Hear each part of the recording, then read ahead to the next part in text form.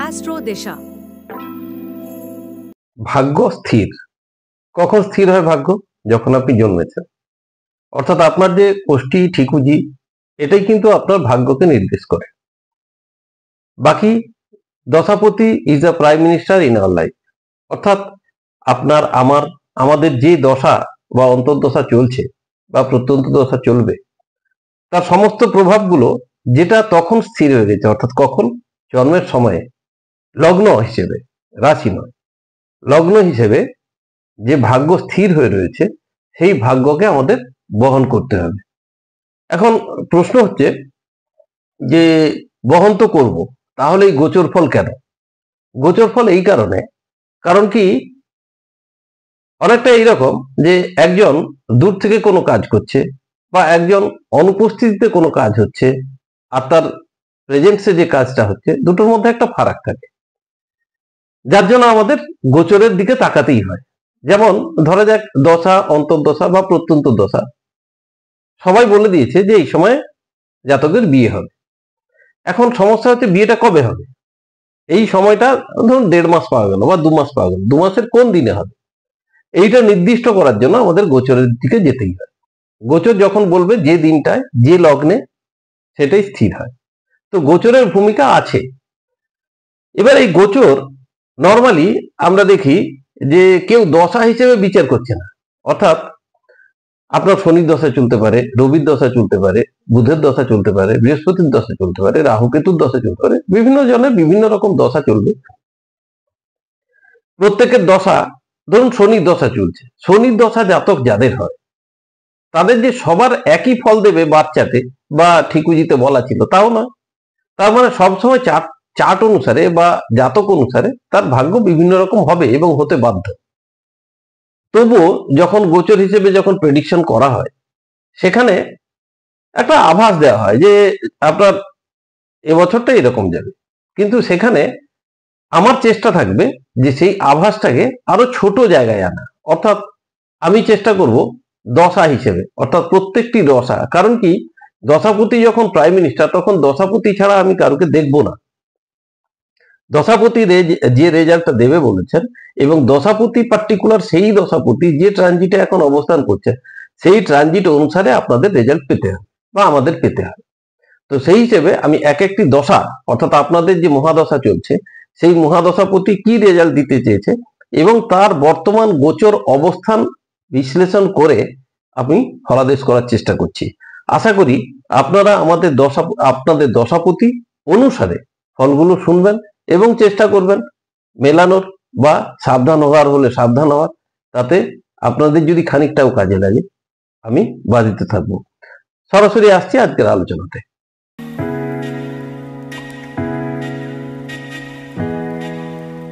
নমস্কার, আমি বিশ্বজিৎ।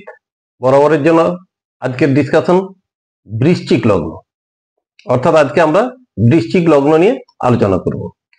রাশি নয়, কিন্তু আবার বলছি, যাদের বৃশ্চিক রাশি তারা দেখবেন না, যাদের বৃশ্চিক লগ্ন তারাই দেখবেন। বৃশ্চিক লগ্নে এখন বৃশ্চিক লগ্নকে সামনে রেখে তার অবস্থান অনুসারে যে সমস্ত প্ল্যানেট যে সমস্ত জায়গায় রয়েছে সেগুলোকে আমরা দেখে নিই, আমরা বলবো। প্রথমে আসি শনির দশা, অর্থাৎ শনির মহাদশা বা অন্তর্দশা যাদের চলছে তাদের ক্ষেত্রে যেটা আমি বলতে চাই সেটা হলো শনি এখন অবস্থান করছেন কুম্ভতে। কুম্ভতে অবস্থান করলেও জানুয়ারির 1 তারিখে শনি কুম্ভতেই থাকবেন, কিন্তু চেঞ্জ হয়ে যাবে, অর্থাৎ এখন রাহুর নক্ষত্রে আছেন, সেটা কিন্তু বৃহস্পতির নক্ষত্রে চলে যাবে। অর্থাৎ যখনই নক্ষত্র চেঞ্জ করবে তখনই ভাগ্যের কিছু পরিবর্তন আসতে বাধ্য। তো সেক্ষেত্রে কি হবে না, বৃহস্পতি নক্ষত্রে বসে থাকার জন্য বৃহস্পতির এবং শনি দুজনের যে নিজস্ব ঘর সেই ঘরগুলোর ফল দেবে, যেমন ধনু, মকর, কুম্ভ এবং মীন। এবং সেই সঙ্গে এই দুজনের যে অবস্থান, অর্থাৎ এখন বৃষর ঘরে অবস্থান করছেন বৃহস্পতি এবং শনি অবস্থান করছেন কুম্ভে। তার মানে কুম্ভ তো একবার ধরা হয়ে গেছে। সুতরাং ওই ঘরটাকে যদি ধরি তাহলে আমরা বৃশ্চিক লগ্নের সাপেক্ষে দেখুন, বৃশ্চিক ধনু অর্থাৎ দ্বিতীয়, তৃতীয়, চতুর্থ, পঞ্চম, ষষ্ঠ ঘরটা দেবে না সপ্তম, অর্থাৎ 2, 3, 4, 5 এবং 7 এই ঘরগুলোর রেজাল্ট কিন্তু ট্রানজিট অর্থাৎ গোচরে এখন যাদের শনির দশা চলছে তাদের 1 তারিখ থেকে অর্থাৎ 2025-এর 1 তারিখ থেকে এই ঘরগুলো অ্যাক্টিভ হয়ে যাবে।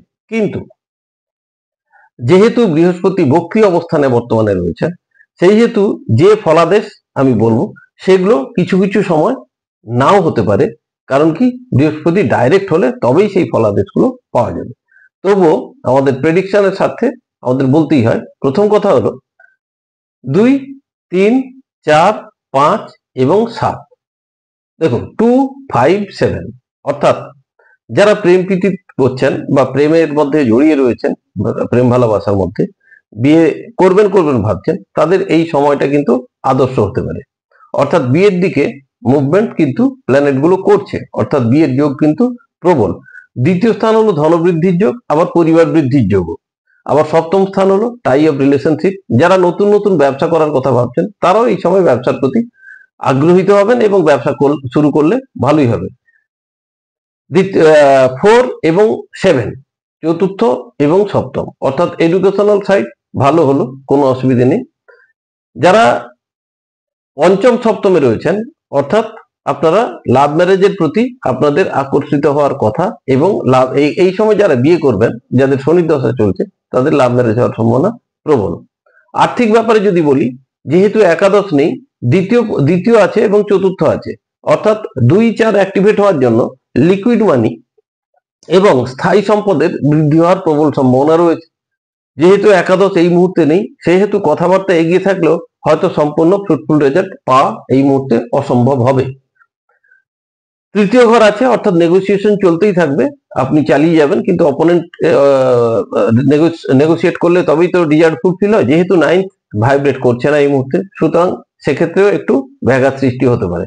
মোটের উপর খারাপ না, শুধু একাদশ থাকলে খুবই সুন্দর হতো, যেহেতু একাদশ নেই একটু অপেক্ষা করতে হবে এবং সিদ্ধান্তগুলো একটু সাবধানে নিতে হবে। শুধু পঞ্চম থাকার জন্য আপনাদের একটা সাবধান বাণী করি, 2, 5 আছে অর্থাৎ আপনার অর্থ কারুকে ধার দেবেন না এই মুহূর্তে, বা কোনো কিছু ফাটকাবাজি করবেন না, কারণ কি আপনার অর্থ আপনার অর্থে অন্যে সুখী হবে, অর্থাৎ আপনার অর্থকে অন্যজন ভোগ করার জন্য তৈরি হয়ে রয়েছে। সুতরাং শনির দশা যাদের চলছে এখন তাদের আমি রিকোয়েস্ট করব যে এইগুলো একটু সাবধানে থাকবেন বা সাবধানে রাখবেন, বাকি সব ঠিক আছে। আসছি পরের লগ্নে বৃহস্পতি। যাদের বৃহস্পতির মহাদশা চলছে বা অন্তর্দশা চলছে তাদের ক্ষেত্রে একটা কথা বলি, বৃহস্পতি এখন রেট্রোগ্রেড, অর্থাৎ আপনাদের জন্ম কুষ্ঠিতে বা ঠিকুজিতে বৃহস্পতি যে রেজাল্ট দিতে চেয়েছিল সেটা ভালো হতে পারে বা খারাপ হতে পারে। যাদের ভালো হওয়ার কথা ছিল তাদের এখন ভালো হচ্ছে না, আটকে গেছে। যাদের খারাপ হওয়ার কথা ছিল তাদের খারাপ হচ্ছে না, আটকে রয়েছে। কারণ কি বৃহস্পতি এখন রেট্রোগেশনে রয়েছেন বা বক্রী অবস্থানে রয়েছেন। এই সময় এই জিনিসগুলো হতে বাধ্য, ফিল করতে বাধ্য। তো বৃহস্পতি এই মুহূর্তে আছেন শুক্রতে অর্থাৎ সপ্তমে, বৃশ্চিক লগ্ন থেকে সপ্তমে। বৃহস্পতির নিজের ঘর দ্বিতীয় এবং ষষ্ঠ, দ্বিতীয় এবং পঞ্চম। কারণ কি দ্বিতীয় ঘর হলো ধনু এবং পঞ্চম ঘর হলো মীন। তো 2, 5 এবং 7 এবং বৃহস্পতি এই সময় অবস্থান করছেন চন্দ্রের নক্ষত্রে।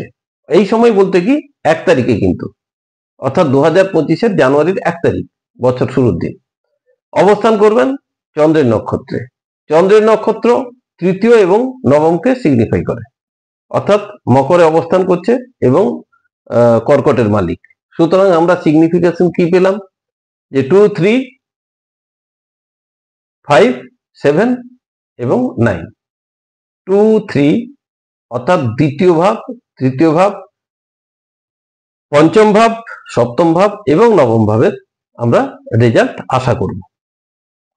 দ্বিতীয় ভাব এবং সপ্তম ভাব অর্থাৎ এই সময় বিয়ের যোগ আছে, অর্থাৎ বৃহস্পতির দশা বা মহাদশা বা অন্তর্দশার মধ্যে যারা আছেন তারা এই সময় বিয়ের জন্য বা নতুন কোনো ব্যবসার জন্য যোগাযোগ করতে পারেন বা এই জিনিসগুলো ভালো চলবে। তৃতীয় এবং নবম ভাব যেহেতু অ্যাক্টিভেট আছে, সুতরাং এই সময় বারবার স্থান পরিবর্তন, এমনকি বাড়ির আসবাবপত্রও চেঞ্জ হতে পারে, বা বিভিন্ন বাড়ি চেঞ্জ, যাদের একাধিক বাড়ি আছে তারা এই বাড়ি ওই বাড়ি করতে পারেন, বা বেড়ানোর জন্য এই সময় আপনারা খুব উৎসুক থাকবেন। অর্থাৎ যেটা বলতে চাইছি সেটা হলো, ঘরের বাইরে থাকতে এই সময় আপনাদের খুব মন করবে, ঘরের মধ্যে মন টিকতে চাইবে না, যেহেতু তৃতীয় এবং নবম ভাবের একটি কানেকশন হয়েছে। যারা পঞ্চম ভাব এবং সপ্তম ভাব এবং নবম ভাব, অর্থাৎ এই সময় প্রেম প্রীতির ব্যাপারে একাধিক যোগাযোগ হতে পারে। যদি আপনারা বিবাহিত হন তাহলে,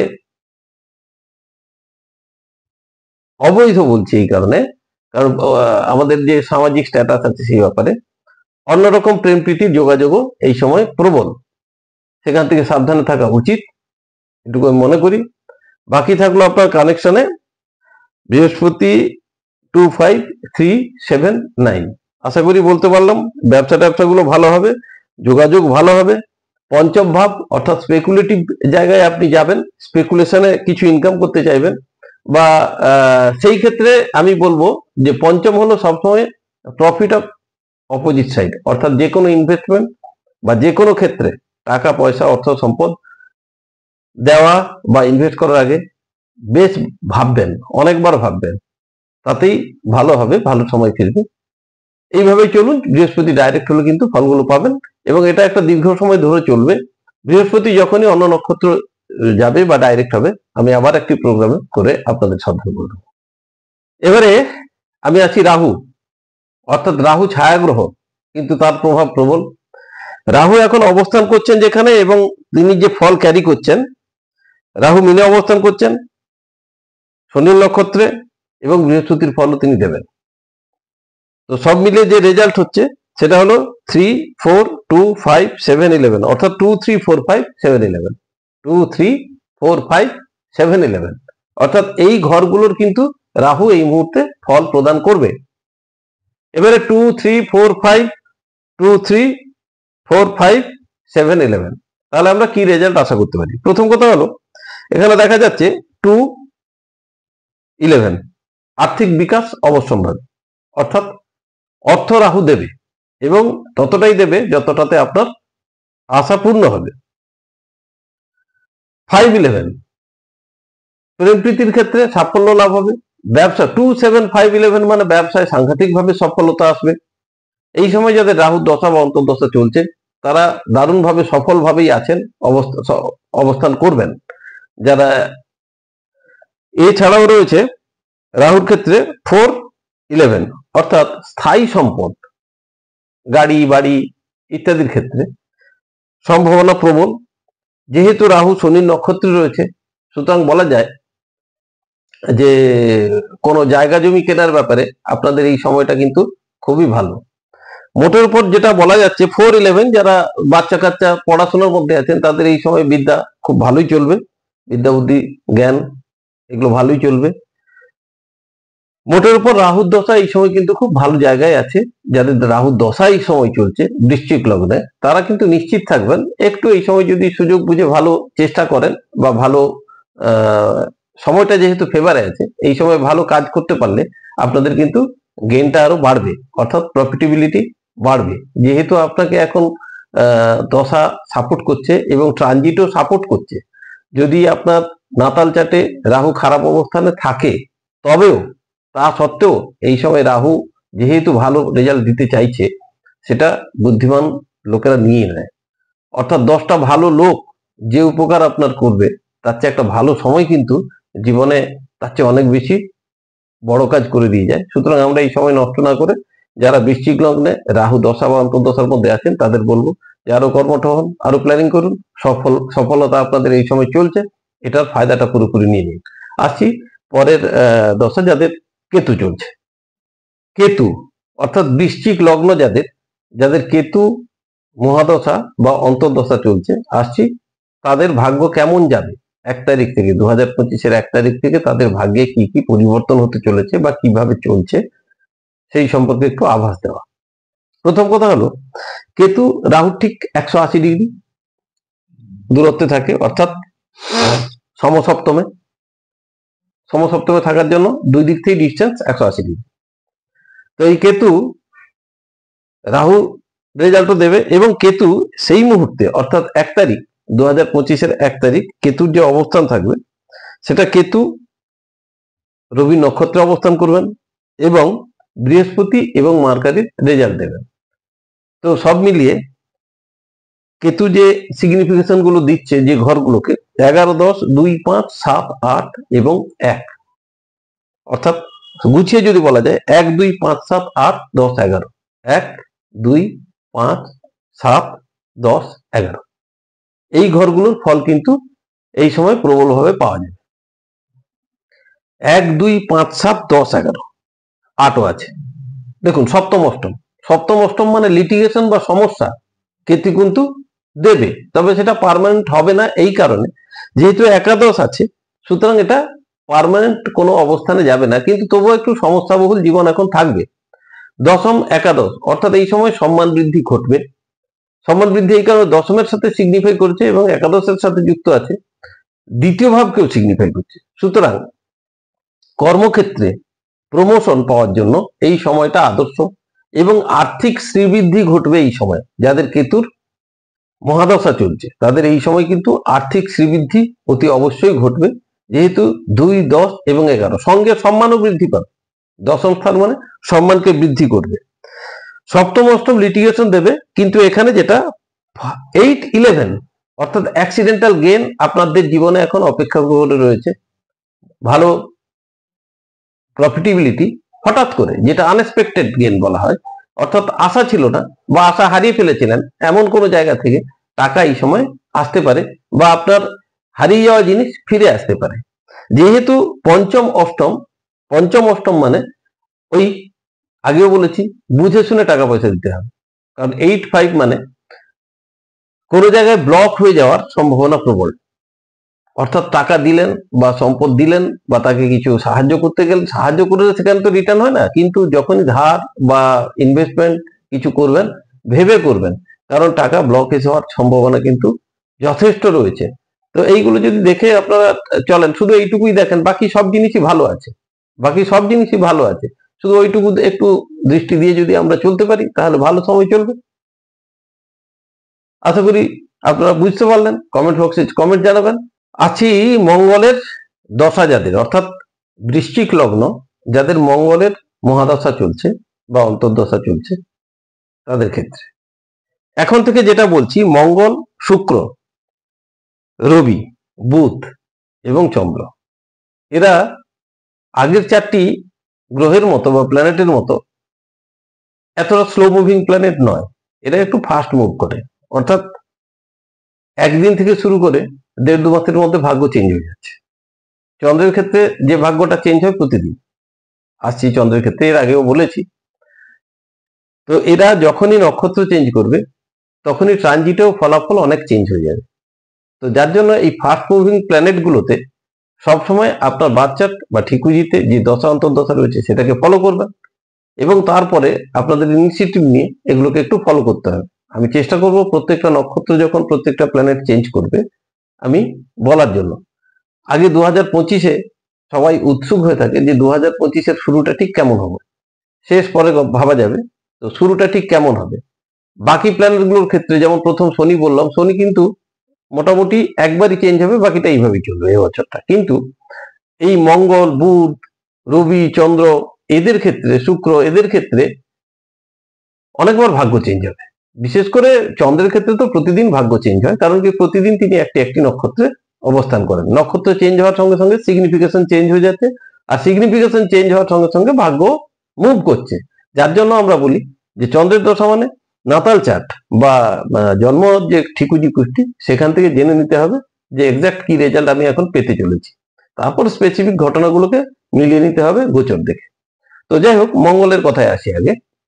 মঙ্গল এই মুহূর্তে অবস্থানগতভাবে যে সিগনিফিকেশন তৈরি করেছেন 3, 4, 1, 6, 9, 3, 4, 1, 6, 9, অর্থাৎ 1, 3, 4, 6, 9 এই ঘরগুলো। কারণ কি মঙ্গল এখন বসে রয়েছেন শনি নক্ষত্রে, তো সেই হিসেবে আবার মঙ্গল আবার লগ্নপতি, তো সেই হিসেবে মঙ্গল যেটা রেজাল্ট দিচ্ছে 1, 3, 4, 6, 9, আমরা কি পেলাম? প্রথম ঘর, অর্থাৎ সেলফ ডেভেলপমেন্ট অটুট থাকবে, অর্থাৎ নিজের অ্যাক্টিভিটি বাড়বে মঙ্গলের দশা বা মহাদশা যাদের চলছে।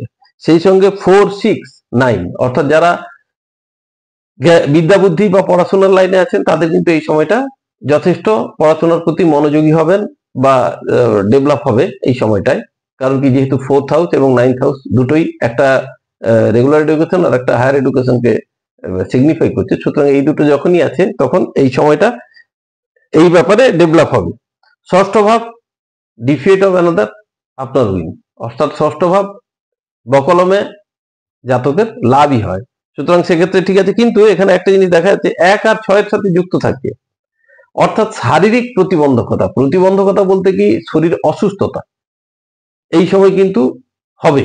আপনারা শারীরিকভাবে বেশি নজর রাখবেন, কারণ যেহেতু 1 এবং 6 এর কানেকশন হয়েছে এবং 3, 9 এর কানেকশন হয়েছে, সুতরাং বলাই যায় যে শরীর এই সময় ততটা ভালো থাকবে না, শরীরের রোগ বৃদ্ধি হবে। যার যে রোগ আছে, যার যেভাবে আছে, সে আপনারা কিন্তু ভোগার সম্ভাবনা প্রবল রয়েছে। 3 রয়েছে, 9 রয়েছে, অর্থাৎ ট্রিটমেন্টের জন্য আপনারা ঘরের বাইরেও যেতে পারেন, হসপিটালাইজেশনও হতে পারেন বা বাইরে দূরবর্তী কোনো স্থানে গিয়েও ট্রিটমেন্ট করাতে পারেন, সেই যোগ এই সময় কিন্তু প্রখর। যেহেতু 4 রয়েছে, 6 রয়েছে, অর্থাৎ আর্থিকভাবে আপনারা খুব একটা খারাপ পজিশনে থাকবেন না, যদিও লিকুইড মানি অর্থাৎ ব্যাংক ব্যালেন্সে খানিকটা ঘাটতি দেখা দেবে, যেহেতু 1 রয়েছে, সুতরাং ব্যাংক ব্যালেন্স কমবে, কিন্তু স্থায়ী সম্পদের ক্ষেত্রে আপনাদের কোনো অসুবিধা হবে না, সেক্ষেত্রে বৃদ্ধিই হবে বলা যায়।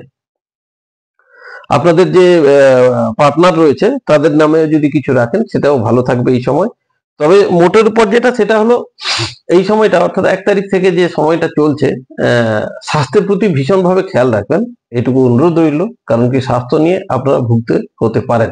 আছি শুক্রের দশা বা মহাদশা সম্পর্কে। শুক্রের মহাদশা যাদের চলছে, অর্থাৎ স্করপিও বা বৃশ্চিক যাদের লগ্ন, যাদের শুক্রের মহাদশা বা অন্তর্দশা চলছে, তাদের কেমন চলবে 1 তারিখ 2025 থেকে। যদিও প্রথমেই বলেছি যে ফাস্ট মুভিং প্ল্যানেট, ভাগ্য এখন যেটা বলবো সেটা কয়েকদিন পরেই আবার চেঞ্জ হয়ে যাবে, এ ব্যাপারে কোনো সন্দেহ নেই। কিন্তু তবুও যেহেতু বলছি, সেহেতু শুক্রের ক্ষেত্রেও বলি। শুক্র 1 তারিখ 2025-এ যে অবস্থানে থাকবে, শুক্র মঙ্গলের নক্ষত্রে থাকবে। মঙ্গলের নক্ষত্রে থাকলে যে সিগনিফিকেশন গুলো আমরা পাচ্ছি, সেটা হলো 6, 7, 12, 1, 9, 4। 6, 7, 12, 1, 9, 4। এখানে 1, 6 অর্থাৎ শারীরিক প্রবলেম এদেরও আসবে, বিশেষ করে যাদের কিডনি সমস্যা আছে তাদের সেটা বৃদ্ধি পাবে। দ্বাদশ ভাব আছে, অর্থ ব্যয় হবে। 6, 12 ধার দেনা হবে, অর্থাৎ শারীরিক কারণে ব্যয় বাড়বে এবং শরীরের যত্ন নেওয়া খুবই উচিত। যেহেতু পঞ্চম ভাব এই মুহূর্তে নেই, বলতে পারছি না যে ইমিডিয়েট সুস্থ হয়ে যাবে, তা নয়, কিছুদিন অপেক্ষা করতে হবে। ট্রানজিটে চেঞ্জ হলেই কিন্তু আপনি সুস্থতার জায়গায় যেতে পারবেন। কিন্তু বছরটা শুরু হবে যেভাবে, আমি শুধু সেটুকুই বলছি যে শারীরিক প্রবলেম দেবে, ব্যয় বাড়বে। চতুর্থ এবং দ্বাদশের সাথে যুক্ত থাকার জন্য কোনো স্থায়ী সম্পদের হানি ঘটতে পারে, অর্থাৎ কোনো প্রপার্টি বেচতে হতে পারে বাধ্য হয়ে, সেরকম একটা পরিস্থিতি হবে। আবার যারা এডুকেশন লাইনে আছেন, শুক্রের দশা চলছে, এডুকেশন লাইনে আছেন, তাদের ক্ষেত্রে কিন্তু বিদেশে ভ্রমণ হতেই পারে এডুকেশনে, এবং আবার খরচা বৃদ্ধি হবে, অর্থাৎ এডুকেশন পারপাসে টাকা ব্যয় হবে বেশি, ডোনেশনও দিতে হতে পারে অনেককে। তাছাড়া এখানে যেটা রয়েছে সেটা হলো লগ্নপতি স্ট্রং থাকার জন্য অনেক কিছু আপনি নিজস্ব কর্ম প্রচেষ্টায় এগুলোকে হানি মানে রোধ করতে পারবেন। 1 দ্বাদশ রয়েছে, সপ্তম, ষষ্ঠ, সপ্তম ছোটখাটো লিটিগেশনও থাকবে। তো মোটের উপর যেটা হলো, একটু সাবধানে এই সময় থাকা উচিত শুক্রের যাদের মহাদশা বা অন্তর্দশা চলছে। এরপর আসছি রবির দশা বা অন্তর্দশা। রবি প্রতি 13 ডিগ্রি 20 মিনিট অন্তর অন্তর একটি নক্ষত্র চেঞ্জ করেন এবং এই সময়টা যেতে ওই 13 দিন মতো লাগে। তো প্রতি 13 দিনে ভাগ্য কিন্তু পাল্টাতে থাকে। সুতরাং রবির দশা বা অন্তর্দশার দিকে এত ফলো না করে রবি নাতাল চাটে যে ফলাদেশ দিয়েছেন, রবি দশা বা অন্তর্দশায় সেটা দেখাটা খুব জরুরি। তবে যেহেতু বলছি সেহেতু বলে নি, রবি 1 তারিখ 2025-এ যে অবস্থানে থাকবেন, রবি শুক্রের নক্ষত্রে আছেন এবং তিনি 7, 12, 4, 10 এবং 2 এর সাথে যুক্ত হয়ে থাকবে। তো এক্ষেত্রে পরিষ্কার যেটা সেটা হলো 2, 4, 10, 12, অর্থাৎ সম্পদের শ্রীবৃদ্ধি হবে না, সম্পদ ক্ষতির সম্ভাবনা আছে, ইনভেস্টমেন্ট হতে পারে বেশি বা লোকসান হতে পারে বেশি, যেহেতু 2, 4, 12 আছে, সুতরাং লোকসানের দিকে সম্ভাবনা বেশি। সপ্তম থাকার জন্য যারা ব্যবসা করছেন তাদেরকে খুব সাবধান, বারবার রিকোয়েস্ট করব যে রবির দশা যদি চলে কয়েকদিন অপেক্ষা করে যান, 1 তারিখ থেকে অন্তত 12-13 দিন কোনো ইনভেস্টমেন্টে যাবেন না, গেলে সেটা লোকসানের মুখ দেখতে পারে। এবং দশম স্থান অর্থাৎ দশম চতুর্থ থাকার জন্য বলতে পারি যারা ইঞ্জিনিয়ারিং ওয়ার্কস বা কিছু করছেন বা ব্যবসা করছেন বা যারা ইঞ্জিনিয়ার প্রফেশনে আছেন তাদের ক্ষেত্রেও বলবো বিশেষ করে সাবধান থাকবেন, ব্যয়ের সম্ভাবনা প্রবল হয়ে রয়েছে। আদার্স প্রফেশন যাদের আছে, যারা শিক্ষার্থী বা শিক্ষার ক্ষেত্রে জড়িত আছেন তাদের ক্ষেত্রে ব্যয়ভাব বাড়তে পারে, কারণ দ্বাদশ রয়েছে শিক্ষার জন্য। তবে মোটের উপর এই সময় আপনাদের প্রেম প্রীতি কিন্তু হবে না। প্রেম প্রীতি যদি কেউ করতে থাকেন এই সময়টা কিন্তু একটু বিরহ চলতে থাকবে, কয়েকদিন পর আবার হয়তো চেঞ্জ হবে, সেটা পরে। কিন্তু মোদ্দা কথা, নববর্ষটা যাদের রবির মহাদশা বা অন্তর্দশা চলছে তাদের ক্ষেত্রে আনন্দ ফুর্তিটা মনে হয় ওই নিউ ইয়ার্সের হবে না আর কি, একটু চাপে থাকতেই হবে। তো মোটের পর কয়েকদিনের পরেই ওটা কেটে যাবে, কেটে গেলে ঠিক হয়ে যাবে আশা করি। আসছি পরের জনে, অর্থাৎ পরের দশা বা মহাদশাতে।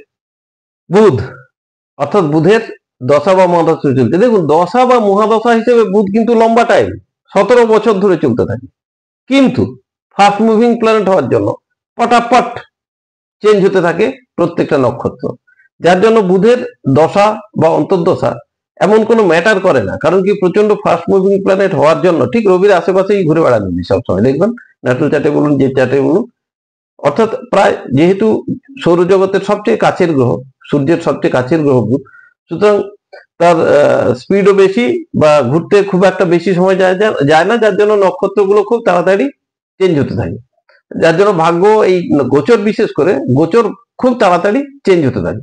তো তবুও 1 জানুয়ারি যে গোচরে অবস্থান করবেন, 1 জানুয়ারি বুধ 1, 8 এবং 11, 1, 8 এবং 11 বুধ বুধের নক্ষত্রেই থাকবেন, সেই জন্য 1, 8 এবং 11 রেজাল্ট পাওয়া যায়।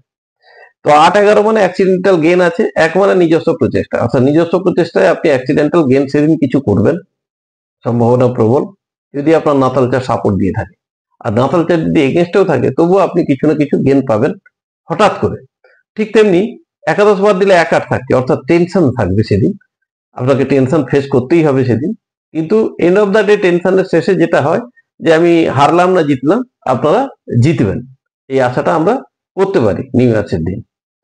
তো মোটের উপর এটা আবার চেঞ্জ হয়ে যাবে, চেঞ্জ হয়ে গেলে আবার অন্যরকম রেজাল্ট দেবে। সুতরাং ফাস্ট মুভিং পয়েন্টের ক্ষেত্রে এতটা গুরুত্ব দিয়ে এটা না ভাবাই ভালো। তো আসছি পরেরটা বা শেষেরটা। চন্দ্রের দশা বা অন্তর্দশা সম্পর্কে যত কম বলি তত ভালো, কারণ কি, রাত পোহালেই ভাগ্য চেঞ্জ। অর্থাৎ নাতাল চার্টে যেটা আছে সেটাকে ফলো করুন। প্রত্যেকদিন চন্দ্র এক একটা নক্ষত্রে 24 ঘন্টা অবস্থান করেন। তো প্রতিদিনই ভাগ্য পাল্টাতে থাকে। কারণ কি, আজকে দেখা গেল শুক্রের নক্ষত্রে, কালকে দেখা গেল শুক্রের পরে রবি নক্ষত্র, তারপর চন্দ্রের নক্ষত্র, তারপর মঙ্গল নক্ষত্র। অর্থাৎ প্রতিদিন যদি নক্ষত্র চেঞ্জ হয় তাহলে সিগনিফিকেশন চেঞ্জ হবে, আর সিগনিফিকেশন চেঞ্জ হওয়া মানে আপনার গোচরের ফলও চেঞ্জ হবে। সুতরাং আমি প্রেডিকশন আজকে করব যে এতদিনের জন্য, সেটা তো হবে না। সারা বছরের প্রেডিকশন আপনাকে করে দিলাম, আপনি ভাবলেন 2025 আমার খুব সুন্দর যাচ্ছে, কিন্তু তা নয়।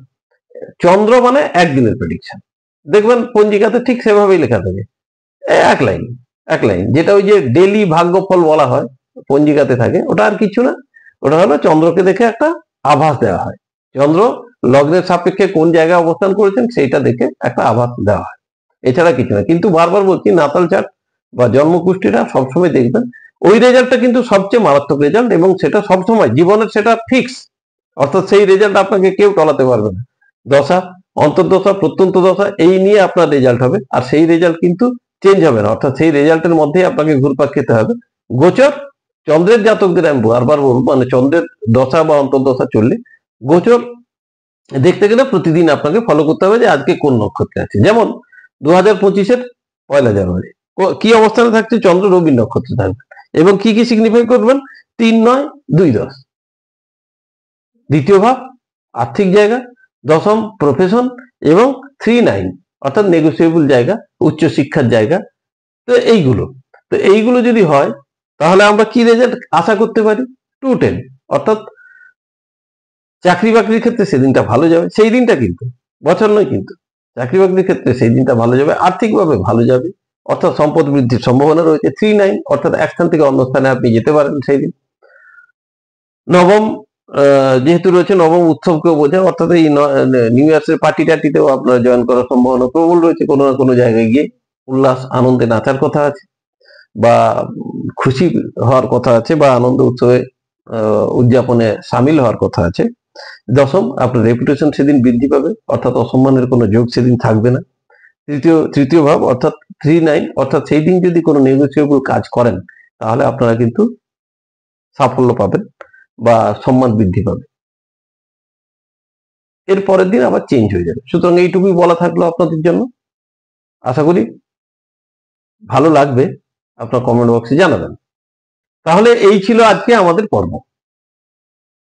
সমস্ত দশা ধরে ধরে যে প্রেডিকশনটা করলাম তাতে আশা করি প্রত্যেকের ভালো লেগেছে বা ভালো লাগবে।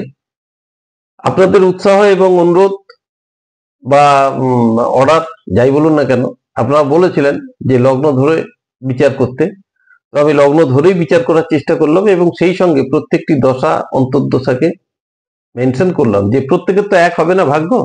সুতরাং যার যেমন দশা চলছে তাকে সেই রকম ভাবে ফলাদেশ করলাম। আশা করি যাদের নাতাল চার্টের সাথে ট্রানজিট মিলে যাবে 100% ঠিক হবে। আর যদি নাতাল চার্টের সাথে ট্রানজিটের অর্থাৎ গোচরের প্ল্যানেটগুলোর অবস্থান সঠিকভাবে না মেলে তাহলে সেক্ষেত্রে কিন্তু অন্যরকম রেজাল্টও হতে পারে। তো আমরা চেষ্টা করি যে সব সময় যাতে কারো উপকারে আসতে পারি বা সে যাতে সঠিক গাইডলাইন পায়। বিশেষ করে ইনভেস্টমেন্ট কখন হবে, তার লাইফস্টাইল কেমন থাকবে বা কি না হবে ইত্যাদি সমস্ত বিষয়গুলো যেগুলো চোখে পড়ে সেগুলো বলার চেষ্টা করি। যদি স্পেসিফিক কোনো জানার ইচ্ছে থাকে বা জানার প্রয়োজন হয়ে পড়ে নিশ্চয়ই মেসেজ করবেন বা ইমেল করবেন। ভালো থাকবেন এই বলে আজকের এপিসোড শেষ করছি। নমস্কার, ভালো থাকবেন।